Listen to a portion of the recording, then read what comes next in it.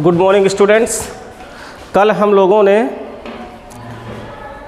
लगभग हम लोग एक हफ्ते से इलेक्ट्रोस्टैटिक्स शुरू कर चुके हैं और उसमें 4-5 लेक्चर आपका हो चुका है। कल हम लोगों ने क्या पढ़ा था? इलेक्ट्रिक डाइपोल और इलेक्ट्रिक डाइपोल के कारण किसी भी पॉइंट पर इलेक्ट्रिक फील्ड कैसे निकाला जाता है। उसमें हमने 2 पोजीशन आपको बताई थी, एक था इंड ऑन पोजीशन और एक था ब्रॉड साइड ऑन पोजीशन, अक्षीय स्थित और निरक्षीय स्थित। अक्षीय स्थित में हम लोगों ने कल देख लिया था क्या होता है और निरक्षीय हमको आज देखना है।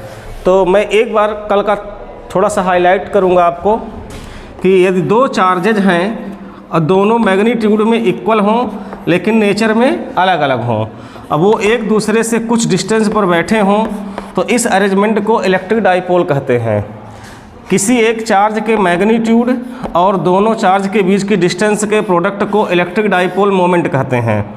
इलेक्ट्रिक डाइपोल मोमेंट का जो यूनिट होता है वो कूलाम मीटर होता है और जो इसका डायमेंशनल फार्मूला होता है वो आपको बताया गया था। Q का लिख दोगे 80 और L का लिख दोगे A, तो ये हो जाएगा m0LTA। और ये कैसी क्वांटिटी है? तो वेक्टर क्वांटिटी है। कैसा है? वेक्टर क्वांटिटी है। ये हमने इलेक्ट्रिक डाइपोल के बारे में कल पढ़ा था। इसके बाद किसी इलेक्ट्रिक डाइपोल के कारण हमने बताया था कि एक्सिस पर कितनी इलेक्ट्रिक फील्ड इंटेंसिटी होती है। ये एक्सिस होती है, इसके एक्सिस पे जाओगे ऐसे और ऐसे आओगे तो ये इसका लंबार्धक कहलाता है, यानी कि यहाँ पर कोई पॉइंट है तो आप निरक्षीय स्थित उसको बोलोगे या कोएक्सियल पोजीशन बोलोगे। यहाँ पर मैंने निकाल लिया था E बराबर फार्मूला आया था 1/4 पाई एप्सिलॉन 0 के 2πr/r² माइनस L² का होल स्क्वायर न्यूटन पर कूलाम। याद आ रहा है? कल हमने ये फार्मूला पढ़ लिया था। E बराबर 1/4 पाई एप्सिलॉन 0 के 2πr/r² माइनस L² का होल स्क्वायर न्यूटन पर कूलाम। और इसी फार्मूले में हमने बताया था कि यदि L की वैल्यू R से छोटी हो तो हम कह सकते हैं कि L² और भी छोटा हो जाएगा R² से, और तब हम L² को निगलेक्ट कर देते हैं यहाँ से।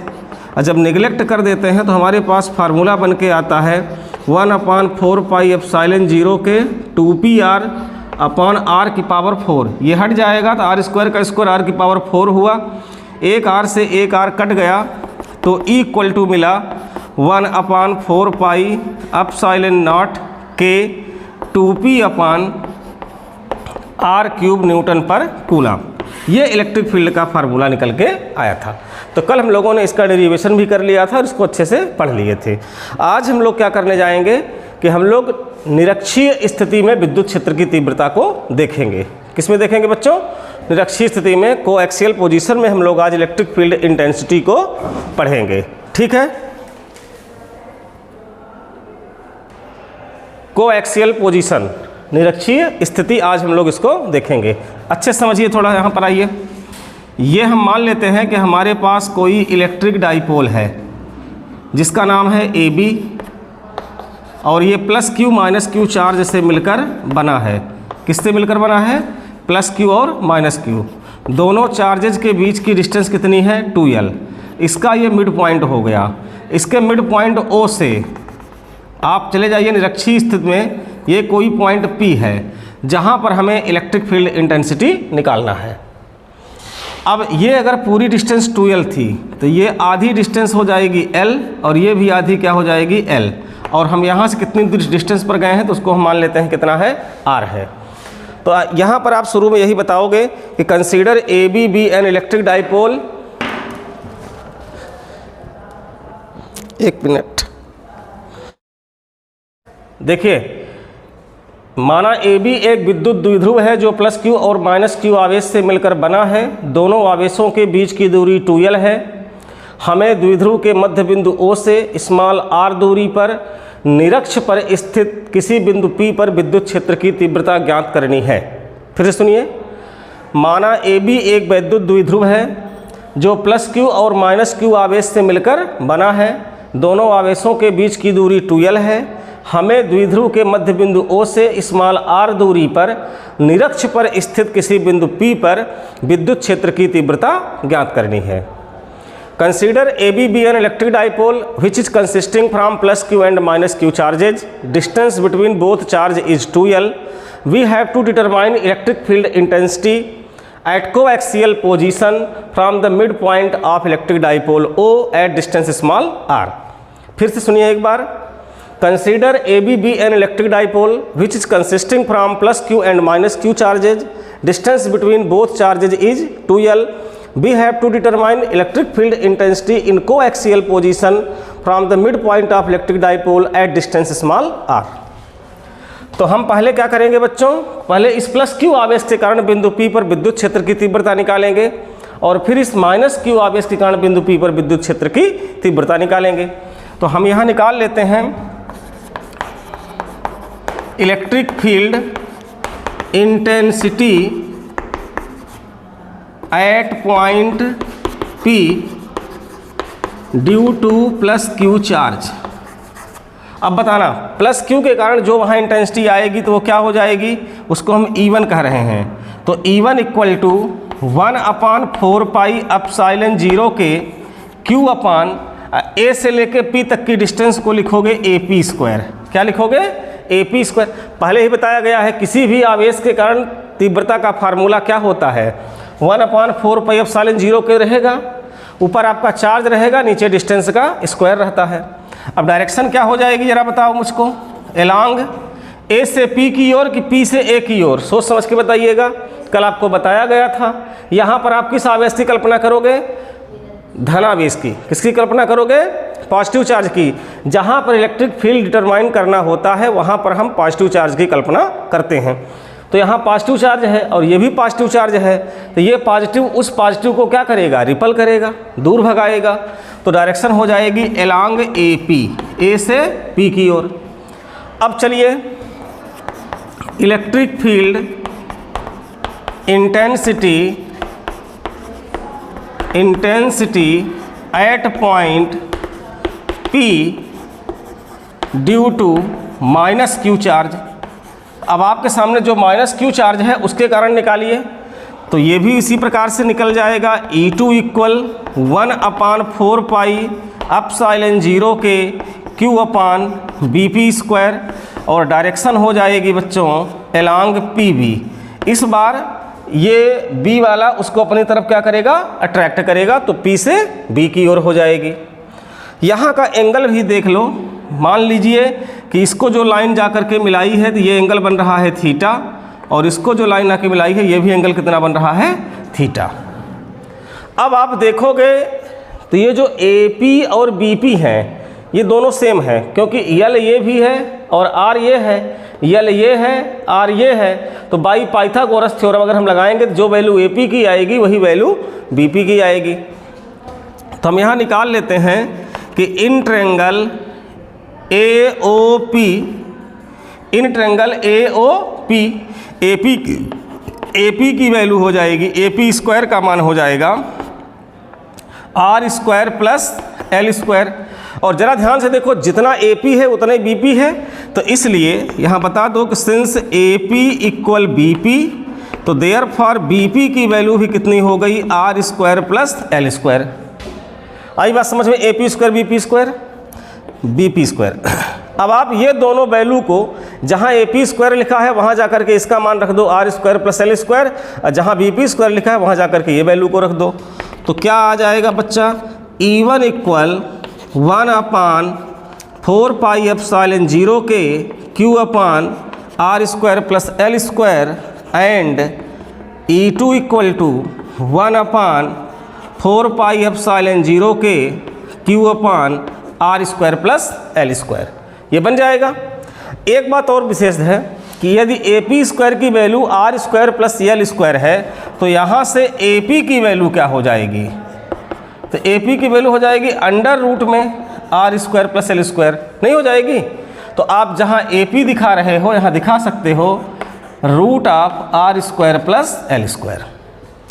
अब ध्यान से देखिए E1 और E2 में कल जब निकाले थे तो एक छोटा था और एक बड़ा था. तो हमने परिणामी तीव्रता निकालने के लिए बड़े वाले में छोटे वाले को घटा दिया था.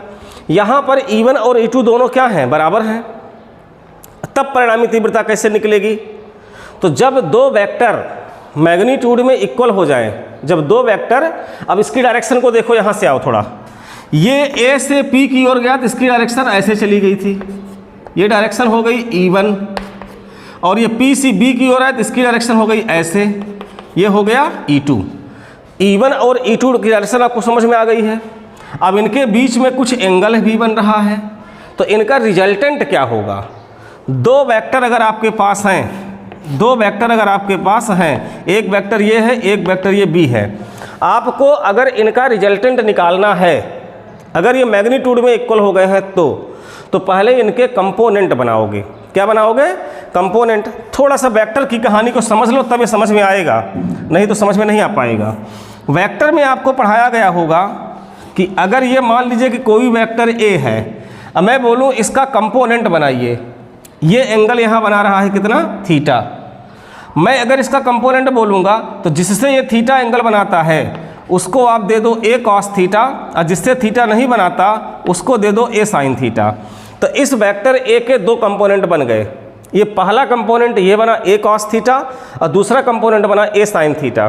अगर आपको लग रहा है कि ये कैसे हो रहा है तो उसको भी समझ लो कि इसको लाके यहाँ मिला दो, ठीक है। अब तुमको अगर ये ओ है, ये पी है, ये ए है, तो यहाँ से cos थीटा का सूत्र अगर लगा दो तो cos थीटा की वैल्यू क्या हो जाएगी? बेस अपान हाइपोटेंस, आधार बटे कर्ण, तो OA अपान OP, और OP की वैल्यू कितना दिया था? A, तो cos थीटा इक्वल टू हो गया OA upon A, cross multiply कर दो तो OA की वैल्यू क्या आ गई?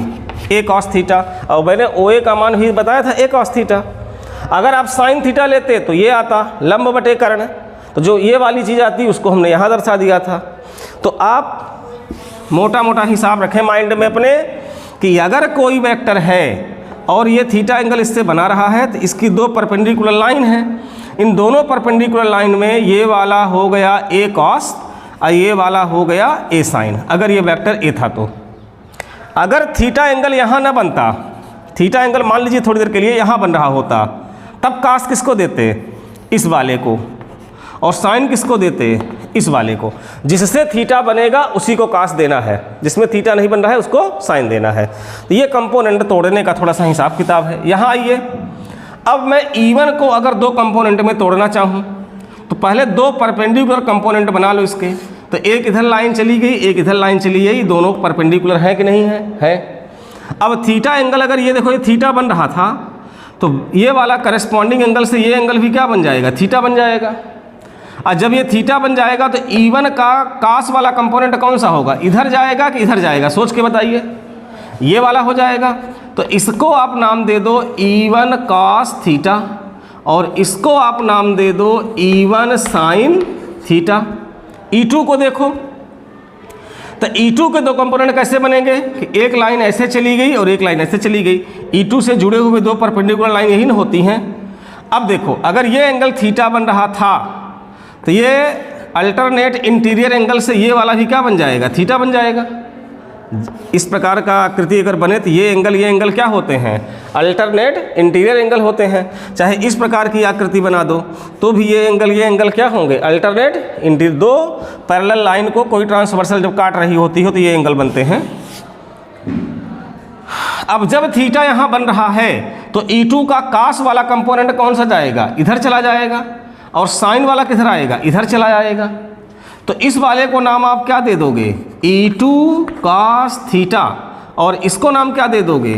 E2 sin theta. देखो थोड़ा यहाँ समझना पड़ेगा, आपको समय लगेगा, लेकिन इसको एक बार समझ लोगे तो क्लियरिटी रहेगी माइंड में, नहीं धोखा होता रहेगा। तो दिमाग को थोड़ा सा संतुलित रख के समझिए। जब मैंने आपको AP दिखाया था, डायरेक्शन E1 समझ में आ गई थी, क्योंकि इसने उसको रिपल किया था तो ये E1 की डायरेक्शन हो गई। अब E1 के दो कंपोनेंट आपको बनाने हैं। क्या हुआ? E1 क्या हुआ? कोई दिक्कत? E1 के दो कंपोनेंट आपको बनाने हैं, तो एक कंपोनेंट इधर ले जाइए, एक कंपोनेंट इधर ले जाइए, परपेंडिकुलर ही दोनों को रखना है। अब जिससे थीटा बनेगा उसको आप कास बोलोगे, जिससे थीटा नहीं बनेगा उसको साइन बोलोगे। ये बात समझ में आ गई? थीटा किसके साथ बन रहा है वो आपको ज्योमेट्री में, सिंपल ज्योमेट्री में पढ़े हो कि करस्पॉन्डिंग एंगल क्या होते हैं, अल्टरनेट एंगल, संगत कोण, एकांतर कोण, ये सब पढ़े हो कि नहीं पढ़े हो? हाँ। तो थीटा यहाँ बन गया, तो ये हो गया आपका E1 cos, ये हो गया E1 sin। ऐसे E2 की डायरेक्शन इधर चली आई थी तो इसका एक कंपोनेंट इधर चला गया, एक कंपोनेंट इधर चला आया। तो जो घटक इधर गया उसको नाम मैंने दिया E2 cos, जो इधर आया इसको मैंने नाम दिया E2 sin। अपने मन से हम नाम नहीं दे रहे हैं, वो मैथमेटिक्स नाम ले रही है, ज्योमेट्री नाम ले रही है कि थीटा जहाँ जा रहा है उसको हम cos दे रहे हैं, और जिसमें थीटा नहीं बन रहा है उसको हम क्या दे रहे हैं, sin दे रहे हैं। तो इतनी बात तो क्लियर हो गई आपको। यहाँ जो ये निकल के आया E1 और E2, तो रिजल्टेंट इंटेंसिटी निकालने के लिए, परिणामी तीव्रता निकालने के लिए हमें इनको इनके घटकों में वियोजित करना पड़ा। और जब वियोजित किए तो हमको पहले कौन से घटक मिले हैं, देखो ये वाले E1 cos theta, E2 cos theta. कौन से घटक मिले हैं, E1 cos थीटा तथा E2 cos थीटा। ये दोनों घटक कैसे हैं, क्षैतिज घटक हैं, तो इनको बोलोगे हॉरिजेंटल कंपोनेंट, क्षैतिज घटक, हॉरिजेंटल कंपोनेंट। और दूसरे कौन से हैं आपको ज़रा ध्यान से देख लो, तो E1 sin थीटा तथा E2 sin थीटा। ये दोनों कंपोनेंट कैसे हैं बच्चों, वर्टिकल हैं। कैसे हैं, वर्टिकल कंपोनेंट हैं, ऊर्ध्वाधर घटक हैं। क्षैतिज ये वाले हैं, ऊर्ध्वाधर ये वाले हैं। यहाँ तक की पिक्चर को फिर समझ लो। जैसे आप E1 और E2 का मान यहाँ पहुँचा दिए तो आप बोलोगे कि क्योंकि E1 और E2 बराबर हैं, अतः बिंदु P पर परिणामी तीव्रता निकालने के लिए इनको इनके घटकों में वियोजित करना होगा। तो पहला क्या हो जाएगा, E1 cos theta, E2 cos theta क्षैतिज घटक। दूसरा हो जाएगा E1 sin theta, E2 sin theta ऊर्ध्वाधर घटक। Since E1 and E2 are equal, since E1 and E2 are equal, therefore to determine the resultant intensity at point P, we have resolved E1 and E2 in its component. First, E1 cos theta and E2 cos theta horizontal component, and second E1 sin theta, E2 sin theta vertical component. अब देखो जो ये vertical component हैं तो ये दोनों magnitude में same है। क्यों सेम है, क्योंकि साइन साइन के बराबर हो गया और E1 E2 दोनों बराबर थे ही। ये देखो E1 और E2 बराबर है कि नहीं बराबर है, बल्कि यहाँ मैं लिख ही देता हूँ ना, since E1 equal E2, E1 E2 के बराबर है तो ये पूरी की पूरी चीज़ इसके बराबर हो गई कि नहीं हो गई। और जब दो बराबर इंटेंसिटी की चीज़ें हो गई हैं लेकिन डायरेक्शन में एक ऊपर और एक नीचे, तो P पर कुछ रिजल्टेंट निकलेगा, नहीं निकलेगा। जैसे इस डस्टर को इधर से मैं खींच रहा हूँ और इधर से आप आकर के खींच रहे हो, तो जितने फोर्स के साथ मैं खींचूँ उतने फोर्स के साथ आप खींचो, तो क्या डस्टर कहीं जाएगा, कहीं नहीं जाएगा। इस पर रिजल्टेंट फोर्स क्या हो जाएगा, जीरो हो जाएगा। सेम उसी प्रकार से यहाँ पर इन दोनों के कारण जो रिजल्टेंट इंटेंसिटी होगी P पर वो क्या हो जाएगी, जीरो हो जाएगी। तो कैसे निकलेगी रिजल्टेंट, अब इन्होंने तो जीरो कर दिया लेकिन ये दोनों एक ही डायरेक्शन में काम कर रहे थे। जब एक ही डायरेक्शन में काम करेंगे, जैसे मान लीजिए कि इसको मैं इधर खींच रहा था और आप भी इधर खींच रहे हो, तो इस पर कितना फोर्स लगेगा, हमारा वाला प्लस आपका, दोनों का जोड़ करके लगेगा। तो दोनों को जोड़ देने से बिंदु P पर परिणामी तीव्रता मिल जाएगी। तो यहाँ हम क्या बताएंगे कि क्योंकि ऊर्ध्वाधर घटक परिमाण में बराबर और दिशा में विपरीत हैं, अतः ये एक दूसरे के प्रभाव को निष्फल कर देते हैं और बिंदु P पर परिणामी तीव्रता क्षैतिज घटकों के योग से प्राप्त होती है। फिर सुनिए, क्योंकि ऊर्ध्वाधर घटक परिमाण में बराबर और दिशा में विपरीत हैं, अतः ये एक दूसरे के प्रभाव को निष्फल कर देते हैं, जिस कारण से बिंदु P पर परिणामी तीव्रता क्षैतिज घटकों के योग से प्राप्त होती है। Since vertical components are equal in magnitude and opposite in direction, therefore they neglect to each other and then we have to determine resultant intensity with the sum of horizontal components. अब पूरी बात को यहाँ से फिर से समझ लीजिए क्या क्या हुआ है। यहाँ तक तो आपको पहुँचने में कोई तकलीफ नहीं होगी हमारे ख्याल से।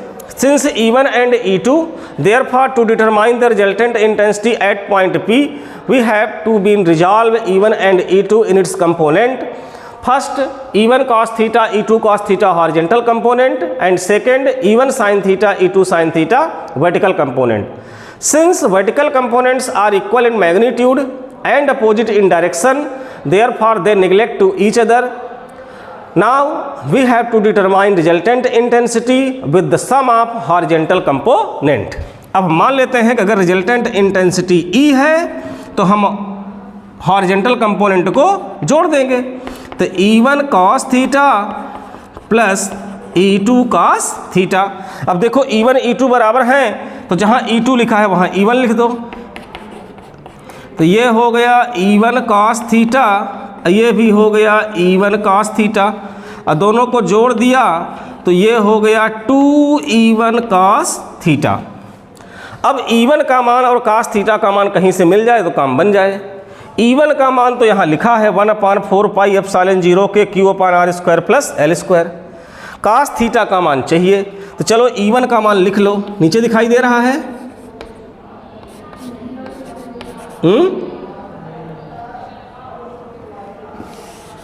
अच्छा रुकिए, अब थोड़ा हमको मिटाना पड़ेगा इधर का, है ना, तो मैं यहाँ का साफ करना चाहूँगा तभी हमारा आ पाएगा, नहीं तो हमारे पास जगह का शॉर्टेज है।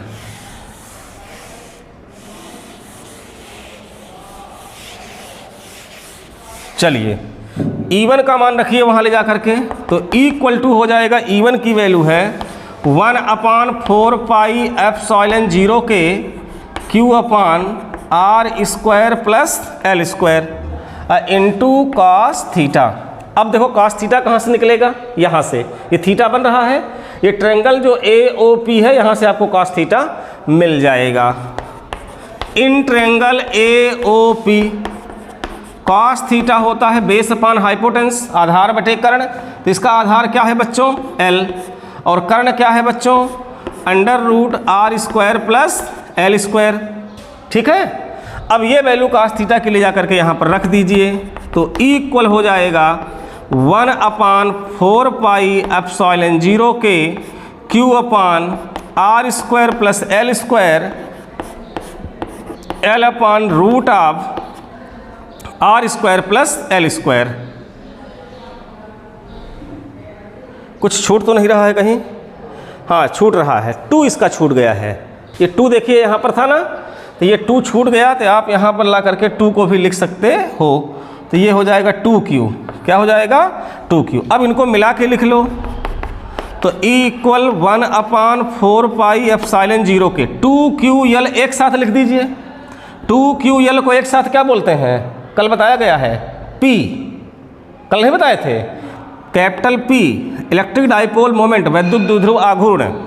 इन दोनों को अगर मिला देंगे तो r² प्लस L² की पावर 3/2 न्यूटन पर कूलाम।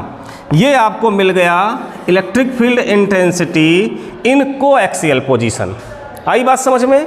अब इसी में थोड़ा सा एक केस लगा दो, जैसे कल लगा दिए थे कि if L is less than R then L² is very less than R²। तो L² को तुम क्या करोगे, R² के तुलना में निगलेक्ट कर दोगे, छोड़ दोगे, और जब छोड़ दोगे तो इक्वल टू क्या मिलेगा जरा बताओ, 1/4 पाई एप्सिलॉन 0 के ऊपर बचा P और नीचे L² छूट गया, तो R² की पावर 3/2, तो स्क्वायर से स्क्वायर कट जाएगा ये वाला, तो केवल क्या बचेगा R³ न्यूटन पर कूलाम। और याद करिएगा निरक्षीय स्थिति में मैंने कल वाली क्लास में यही बताया था फार्मूला, अक्षीय में यहाँ 2P होता है और निरक्षीय में केवल क्या होता है P होता है। ठीक है ना, तो ये आपका कोएक्सियल पोजीशन है, आपको अच्छे से बताया गया है। अगर एक बार में समझ में नहीं आया है तो आप इसको वीडियो को एक बार फिर से देखिएगा, अवश्य आपको समझ में आ जाएगा। फिर से नहीं आता एक बार फिर से देखिएगा, क्योंकि यही तरीका है कि आप अगर इसको 2-3 बार प्रयास करके देख लेते हैं, फिर अपने से कर लेते हैं, तो कभी भूलने वाली चीज़ें नहीं हैं। हर एक चीज़ों को बारीकी से आपको बताया गया है। तो चलिए जो सामने है उसको नोट करिए पहले आप।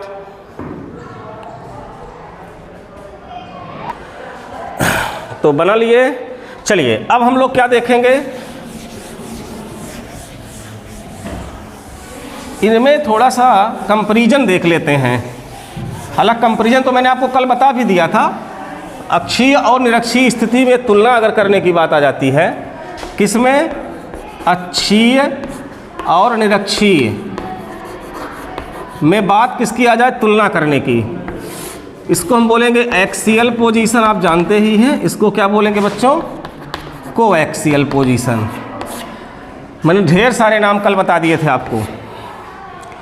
इसमें क्या होता है अक्षीय स्थिति में कि अगर ये कोई इलेक्ट्रिक डाइपोल है तो जिस बिंदु पर आप विद्युत क्षेत्र की तीव्रता निकालते हो वो द्विध्रुव के बढ़ाए गए अक्ष पर होता है। अगर ये एक हमारे पास डाइपोल है तो ये द्विध्रुव के बढ़ाए गए अक्ष पर वो पॉइंट होगा। और इसमें क्या होता है कि अगर ये कोई डाइपोल है तो वो पॉइंट द्विध्रुव के कहाँ होगा? परपेंडिकुलर में होगा। कहाँ पर होगा? परपेंडिकुलर में होगा। तो ये दो पॉइंट, पहला पॉइंट क्लियर करिएगा। दूसरे पॉइंट में जो इलेक्ट्रिक फील्ड निकल के आता है तो वो आता है 1/4 पाई एप्सिलॉन 0 के 2p/r³। और इसमें निकल के आता है 1/4 पाई एप्सिलॉन 0 के p/r³। मैंने अभी देखा है। और अगर तुम इसको कहो कि ये एक्सियल है और इसको कहो कि ये कोएक्सियल है, इन दोनों को डिवाइड कर दो। p एक्सिस में p परपेंडिकुलर, कोएक्सियल को परपेंडिकुलर पोजीशन भी कहते हैं। अगर डिवाइड करोगे तो दिस डिवाइडेड बाई दिस, सारी चीज़ें कैंसिल होकर क्या बचेंगी? 2। तो आप कह सकते हो कि जो इंटेंसिटी एक्सियल में आएगी उतनी ही डिस्टेंस पर अगर परपेंडिकुलर पोजीशन में आप जाके निकालोगे तो वो इंटेंसिटी क्या हो जानी है? डबल हो जानी है। क्या हो जानी है बच्चों? डबल हो जानी है। कल मैंने ये बातें आपको बताई भी थी, ठीक है ना। अब इसके अलावा एक दो बातें और जान लीजिएगा कि अगर हम बात करते हैं फोर्स की, चलिए इस बात को मैं आपको आज नहीं बताऊंगा, नहीं बता ही देते हैं, क्योंकि पोटेंशियल भी जब पढ़ा देते तो इसको पोटेंशियल के साथ रिलेट करके बताते तो अधिक अच्छा था। खैर चलो अभी छोड़ो, पोटेंशियल के साथ ही बताएंगे ताकि एक बार में एक ही टेबल में सारी चीज़ें आपकी क्लियर हो जाएंगी, ठीक है ना। तो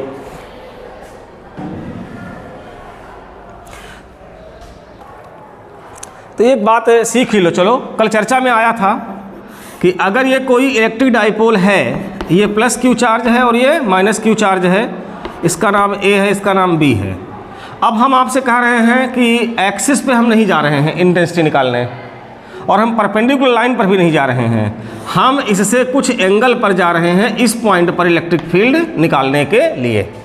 ये डेरिवेशन आपके एग्जाम में नहीं आएगा, इसका रिजल्ट अगर आपको याद है तो रिजल्ट से ही काम बन जाता है। इसका रिजल्ट क्या होता है? अगर इस पॉइंट पर निकालने जाते हो तो इलेक्ट्रिक फील्ड इंटेंसिटी का जो फार्मूला आता है तो E बराबर 1/4 पाई एप्सिलॉन 0 के, इतना तो ठीक है। और Q ब्रैकेट में लिखोगे 1+3 cos स्क्वायर थीटा। ये फार्मूला ध्यान में रखना है आपको बस। अगर कुछ एंगल पर चले गए हो तो 1/4 पाई एप्सिलॉन 0 के into Q √1+3 cos square theta. अब अगर तुमको चेक करना है भैया कि एक्सियल पोजीशन पे चले जाइए, अगर मैं इसी में कहूँ कि ये लाइन, ये पॉइंट कहाँ आ जाए? एक्सिस पर, यहाँ आ जाए घूम के। जब ये पॉइंट यहाँ आ जाएगा थीटा की वैल्यू क्या हो जाएगी? सोच के बताइए। 0। क्या हो जाएगी? 0। तो इन एक्सियल पोजीशन, अगर यही पॉइंट एक्सियल पोजीशन पे आ जाए, अक्षीय स्थिति में आ जाए, तो थीटा की वैल्यू 0 होगी नहीं होगी? ये यहाँ से ऐसे घूम जाएगा तो थीटा क्या हो जाएगा? 0। जाके थीटा वहाँ 0 रखो तो E बराबर सूत्र हो जाएगा 1/4 पाई एप्सिलॉन 0 के इंटू Q, सॉरी Q नहीं होगा, यहाँ P होगा। क्या होगा? P होगा। क्षमा करिएगा, करते तो नहीं हो क्षमा तुम लोग, पर कर दो। 1 प्लस वहाँ 0 रख दीजिए, cos 0 की वैल्यू क्या हो जाएगी? 1। तो केवल क्या बचेगा वहाँ पर? 3। तो इक्वल टू क्या बचेगा? 1/4 पाई एप्सिलॉन 0 के 3 + 1 क्या हो जाएगा? 4। कुछ और छूटा है, क्या छूटा है? बटे में r³ नहीं लिखा है। क्या नहीं लिखा है बटे में? देखिए फार्मूला थोड़ा सा भूल गया था, लेकिन धीरे धीरे पकड़ में आ रहा है क्या छूटा था, है ना। तो यहाँ p/, क्या हो जाएगा बच्चों? r³। तो ये बटे में क्या हो जाएगा? r³। अब 4 का वर्गमूल क्या हो जाएगा? 2। तो ये 2 ला के यहाँ रख दीजिए। तो E बराबर बन जाएगा 1/4 पाई एप्सिलॉन 0 के 2p/r³। ये देखो बना कि नहीं बना। आपने इसी फार्मूले से एक्सियल वाला बना लिया। अगर कोएक्सियल पे जाना है, कोएक्सियल का पॉइंट कहाँ होगा, यहाँ पर होगा। और जब यही लाइन ऐसे घूम करके यहाँ ऐसे आ जाएगी तो बताओ थीटा की वैल्यू कितनी हो जाएगी, 90 डिग्री। थीटा की वैल्यू कितनी हो जाएगी, 90 डिग्री। तो हम यहाँ बताते हैं इन कोएक्सियल थीटा की वैल्यू कितनी हो जाएगी, 90 डिग्री। तो E इक्वल टू हो जाएगा 1/4πε0 के P/r³ under root 1 + 3 cos square 90। और cos 90 की वैल्यू क्या हो गई, 0। जब 0 हो गई तो ये कितना बचा अंदर, 1। और 1 का स्क्वायर रूट बाहर निकालोगे तो क्या आ जाएगा, 1। तो आपके पास क्या बचा, 4πε0 के P/r³। देखो हमने अभी अभी पढ़ा कोएक्सियल का रिजल्ट यही आया था कि नहीं आया था। अगर आपको बोर्ड एग्जाम के हिसाब से देखना है तो आप इनको देख लो कि अक्षीय और निरक्षीय क्या होते हैं, एग्जाम में ये पूछते हैं। लेकिन अगर आपको इस पॉइंट का रिजल्ट पता है तो किसी भी लोकेशन पे जा करके इलेक्ट्रिक फील्ड इंटेंसिटी आप कैलकुलेट कर सकते हो, क्योंकि आप cos थीटा की वैल्यू रख के निकाल लोगे वहाँ से। जैसे कह दिया गया कि थीटा इक्वल टू 30 डिग्री पे क्या होगा, तब तो नो एक्सिस का काम करेगा न तो परपेंडिकुलर वाला काम करेगा, फिर यही रिजल्ट काम करेगा। और इस रिजल्ट को याद रखने का सिर्फ इतना सा तरीका है, 1/4πε0 के P/r³ लिख लिया। और इसके बाद root of 1 + 3 cos square theta, root of 1 + 3 cos square theta. ठीक है, बन जाएगा बच्चों। तो चलिए आगे चलते हैं, इसको मिटा देते हैं, इसको मिटा देते हैं। एक क्वेश्चन कर लो बच्चों, ये 2 point charges of 5 microcoulomb and -5 microcoulomb are kept 4 centimetre distance apart from each other. Calculate intensity of electric field due to this dipole at a point 4 centimetre from centre of dipole in axial position and coaxial position. Hindi में समझो, एक वैद्युत द्विध्रुव है जो कि +5 और -5 microcoulomb के चार्जेस से मिलकर के बना है। एक वैद्युत द्विध्रुव है, ये 5 माइक्रोकूलम प्लस में और इधर 5 माइक्रोकूलम माइनस में मिल करके बना है। इनके बीच की डिस्टेंस दिया है 4 सेंटीमीटर। कितना दिया है, 4 सेंटीमीटर।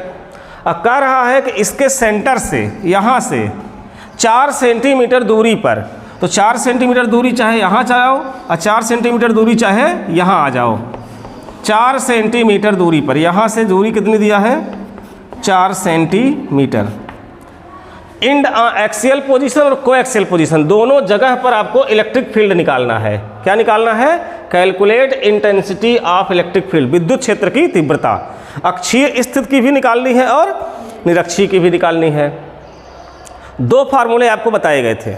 एक फार्मूला बताया गया था, पहले हम एक्सियल पोजीशन की बात कर रहे हैं, तो एक फार्मूला आपको बताया गया है E = 4πε0 के 2p/r² - l² का होल स्क्वायर। और एक फार्मूला बताया गया है 1/4πε0 के 2p/r³। अब आपकी बुद्धि बताएगी कि इसमें कौन सा फार्मूला अप्लाई करोगे। हमने बताया अगर कभी क्वेश्चन में यल का जिक्र कर रहा है, वो 2l का जिक्र कर रहा है, तो आपको यल वाला फार्मूला अप्लाई करना है। और अगर क्वेश्चन में वो केवल इलेक्ट्रिक डाइपोल मोमेंट और आर की चर्चा करे तब आपको ये वाला लगाना है। तो इस क्वेश्चन में ये वाला सूत्र आपका लगेगा एक्सियल पोजीशन के लिए। ठीक है, तो इस सूत्र को अप्लाई करने के लिए क्या क्या इन्फॉर्मेशन दी है पहले ज़रा देख लो। तो आपको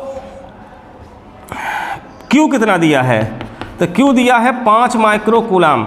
अब माइक्रो को तुम कूलम में बदलोगे तो 5 × 10⁻⁻6 हो गया। R कितना दिया है, 4 सेंटीमीटर। तो 4 सेंटीमीटर को मीटर में बदलोगे तो 4 × 10⁻⁻2 मीटर। और इन दोनों के बीच की डिस्टेंस को हम लोग क्या कहते हैं, 2l। तो 2l कितना दिया है, 4 सेंटीमीटर। तो ये भी हो गया 4 × 10⁻⁻2 मीटर। तो यहाँ से l कितना हो जाएगा, 2l अगर इतना आ रहा है तो l हो जाएगा 2 × 10⁻⁻2 मीटर। इसका आधा ना हो जाएगा l। अब P निकालना है आपको, चूँकि यहाँ फार्मूले में P भी चाहिए अपने को, तो मैं यहाँ कर दूँ, दिखाई दे रहा है क्या इधर? P हो जाएगा 2QL, तो Q into 2L, Q into 2L, तो Q की वैल्यू कितनी है ज़रा बताओ? 5 इंटू 10 की पावर -6, और 2L की वैल्यू है 4 इंटू 10 की पावर -2, तो ये 5 चौक 20 और 10 की पावर -6 -2 -8, तो ये हो जाएगा 2 गुणे 10 की पावर -7 कूलाम मीटर। ये तो आपको P मिला हुआ है। अब आपको इस फार्मूले में रख के सॉल्व कर लेना है, तो चलिए सॉल्व यहाँ कर देते हैं। मैं एक्सियल पोजीशन वाला कर रहा हूँ। E = 1/4 पाई एप्सिलॉन 0 के 2P अपान r² - l² का होल स्क्वायर। ये वैल्यू पूरी की पूरी होती है 9 इंटू 10 की पावर 9, एक बार नहीं कई बार चर्चा की जा चुकी है, और इंटू ये 2 हो गया, और P का मान हमने यहाँ निकाला है 2 इंटू 10 की पावर -7, और डिवाइड बाई r², तो r का मान 4 गुणे 10 की पावर -2 का होल स्क्वायर, अब माइनस l², तो l का मान 2 गुणे 10 की पावर -2 का, ये कुछ ऐसा ही था क्या? r² - l² का होल स्क्वायर, ध्यान से देना, कुछ गड़बड़ तो नहीं हो रहा है? यहाँ 2PR था शायद, हाँ यहाँ 2PR था, तो एक r यहाँ भी लिखो, तो r हो जाएगा 4 गुणे 10 की पावर -2। अब सब कुछ सही है, तो ये 9 गुणे 10 की पावर 9, ये 2 दूनी 4, 4 चौको 16, और 10 की पावर -9, ये 7, ये 2 -9। यहाँ इसका स्क्वायर करोगे तो कितना होगा? ध्यान से देखना, 4 चौक 16 हुआ, ये 2 दूनी 4 हुआ, और 16 में 4 निकाल दिए तो कितना बचा? 12। 16 में 4 निकाल दिए तो कितना बचा? 12 गुणे 10 की पावर -4 पूरे का होल स्क्वायर। इसको मैंने सॉल्व किया। अब 12 का स्क्वायर करोगे तो 12 बर हम 144 होता है, 12 बर हम 144, 10 की पावर -4 का स्क्वायर करोगे 10 की पावर -8। मैं यहीं पर बना देता हूँ, 12 बर हम हो गया 144, 10 की पावर हो गया -8। अब ये 16 9 144 हो गया, कट गया, और ये 9 से 9 कट गया। अब देखो ये 10 की पावर -8 जब ऊपर गया, पहले देखो इससे कट गया 10 की पावर -9 से, तो कितना बचा है? 1 10 की पावर माइनस में बचेगा, और वो 10 की पावर इसको ख़त्म कर दिया। चाहिए समझो कि 10 की पावर 9, 10 की पावर 9 कैंसिल आउट, और 10 की पावर -8 ऊपर गया तो कितना आ गया? 10 की पावर 8 न्यूटन पर कूलाम। ये इलेक्ट्रिक फील्ड आ गया। आई बात समझ में? और अगर आपको दूसरा निकालना है कोएक्सियल में, तो कोएक्सियल वाला चाहे सूत्र लगा के करिए, चाहे अगर तुमको एक्सियल का मिल गया है तो कोएक्सियल क्या होता है? उसी का आधा। तो इसी का आधा कर दोगे तो क्या आ जाएगा? कोएक्सियल। उतने ही डिस्टेंस पर निकालना है, 4 सेंटीमीटर दूरी पर ही निकालना है, तो उसका कोएक्सियल का रिजल्ट कितना हो जाएगा? कहाँ बता दिया जाए? चलो यहीं बता देते हैं। इसका रिजल्ट हो जाएगा 1/2 गुणे 10 की पावर 8, 1/2 को भाग दोगे तो 0.5 इंटू 10 की पावर 8, ये आंसर आ जाएगा। तो ये न्यूमेरिकल है, एक ठो हुआ इस प्रकार से। आप ऐसे और भी क्वेश्चन अपने बुक से देख करके करिएगा, है ना। और आशा है कि आपकी अक्षीय स्थिति निरक्षीय स्थिति अच्छे से क्लियर हुई है। इसको 1-2 बार रिवाइज कर लीजिएगा। हम लोग अगली क्लास में मिलेंगे तो हम पढ़ेंगे क्या कि इलेक्ट्रिक डाइपोल के कारण टार्क, वर्क डन और पोटेंशियल एनर्जी, इन 3 चीज़ों को हम लोग देखेंगे। और आप लोग अगर देखते हो, समझ में आ रहा है, अच्छा लग रहा है, तो जो जिम्मेदारी एक आपको दी गई है कि अधिक से अधिक सब्सक्राइब करने की और शेयर करने की। हमें नहीं पता क्या होता है इन चीज़ों से, लेकिन अगर लोग बताते हैं कि चैनल आपका मोनेटाइज होगा तभी आगे काम चलेगा, तो मोनेटाइज से नहीं, हमको मनोबल चाहिए कि अगर मैंने वीडियो डाला और आपको पसंद आया, आपकी जिज्ञासाएं पढ़ने में दिख रही थी, अच्छा लग रहा था, तो थोड़ा सा सहयोग मेरा करिए, बनाइए, और बाकी तो ठीक ही है ना। तो धन्यवाद। आज की क्लास यहीं पर बंद करते हैं, शेष अगले क्लास में।